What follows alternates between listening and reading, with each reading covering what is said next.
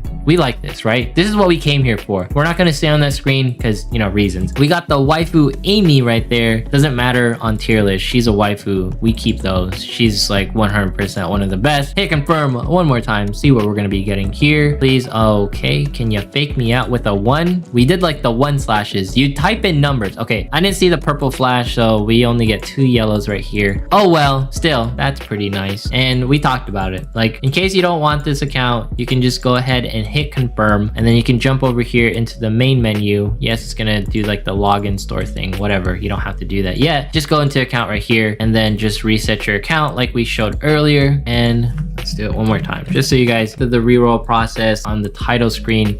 And that's how the cookie crumbles for this one. And just so you guys know, what did I personally reroll for? This is my rerolled account after spending an hour and a half with Twitch and everything. I got Hina, Yori, Shiroko, Amy, and Chise Tsubaki, and a few others. Just note that this is a PvE account. This is not a PvP account because Hina is a PvE unit. I got 3 4-stars on this roll. I'm pretty sure you could get more 4-stars. Let's go ahead and check the rates really quick because I know some folks are curious about that. Going to recruit right here. Yeah, I'm guessing 3 to 5% for a 5-star at the end of the day. And then you can also go to student info. Like I said, these two not recommended to reroll for. Just roll in the regular banner and actually get yourself like more diversification at the end of the day. Unless you like those waifus, then you know, you do whichever you want. You guys saw the gameplay, similar to Princess Connect. But those are my first impressions, tier list, rerolls, and all that stuff. And I just want to say I really do enjoy this game. I actually spent the time to play it, rerolled and all that stuff. I don't usually do that. But when it comes to this reroll for your waifu, enjoy yourself. Depending on how this video does, we'll do more content if you guys like it. But anyways, if you made it this far in today's video, consider subscribing, dropping a like, leaving a comment, follow me on Twitch, follow me on Twitter. Once we hit 27,500 subs, we're doing a giveaway. Thanks so much for watching. Have yourself a fantastic day, and I will leave these links down in the description as always. See you guys in the next one.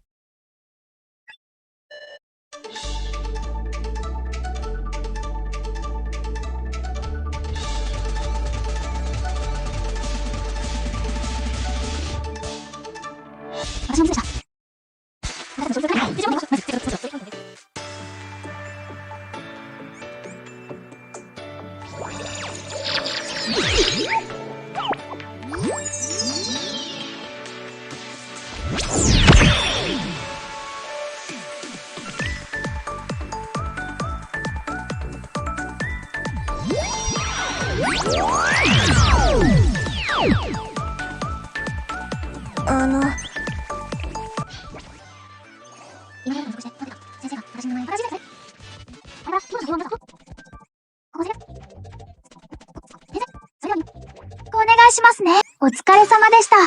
先生、これから、あれ桃トーク秋元スでこれから、お疲れですね。また、こんにちは。